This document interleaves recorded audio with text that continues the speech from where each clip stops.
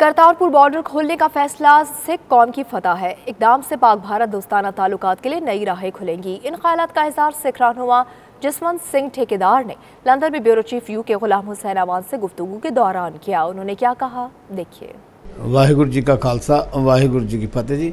सानू बहुत ज़्यादा खुशी है जिहड़ा सब तो पहला प्राइम मिनिस्टर पाकिस्तान इमरान खान ने इसकी पहलकदमी की सी और उन्होंने ये कहा सी भी असीं खोलण नूं इजाज़त दिंदे आ। और ईवन इत्थों तक उन्होंने ये भी अनाउंसमेंट किया लास्ट वीक कि असीं 100 एकड़ करतारपुर नवां शहर वसावांगे। और अज जिहड़ा फाइनैंस मिनिस्टर जेटली साहब ने भी अनाउंस किया दिल्ली कि असीं भी करतारपुर के लंघ लई खुश हाँ, तो असीं वो सड़क बनाउण नूं तैयार हाँ। तो दोनों सरकारां दे असीं बहुत ही धन्नवादी हाँ जिन्हां ने एक रल के एक साझा फैसला किया।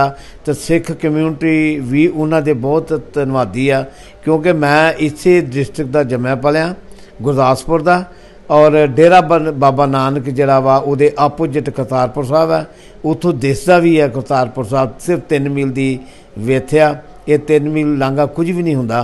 तो असीं इन्हां सरकारां दे नाल असीं नवजोत सिंह सिद्धू दे भी धन्नवादी हाँ जिहड़े कि इमरान खान दे दोस्त ने। जदों इन्हां ने प्राइम मिनिस्टर का शपथ लैनी ही उस टाइम नवजोत सिंह सिद्धू और बाजवा साहब जो चीफ मार्शल ने उन्होंने नाल भी गलबात की। असीं पाकिस्तानियों के बड़े ऋणी हाँ, वो साडे भरा ने। मैं बहुत बारी पाकिस्तान गया वां, सानू कदी ये महसूस ही नहीं होया कि असीं दूसरे देश विच हाँ। असीं तो ये भी कहांगे कि हुण जिहड़ी आम जनता वो बार्डर नहीं चाहती तो बार्डर भी खोले जान। जिहड़ा करतारपुर साहब है जी, इत्थे गुरु नानक देव जी महाराज ने 14 साल आप खेती की अपनी जमीन लैके उन्होंने, और अखीरले 14 साल उत्थे ही रहे ने। और उत्थे ही उन्हां दा जिहड़ा अंतम विदायगी जिहड़ी है दुनिया नूं उन्हां दित्ती है। और ये बड़ी वड्डी गल है, लखां लोग इत्थे आया करनगे, दर्शन करके वापस जाया करनगे।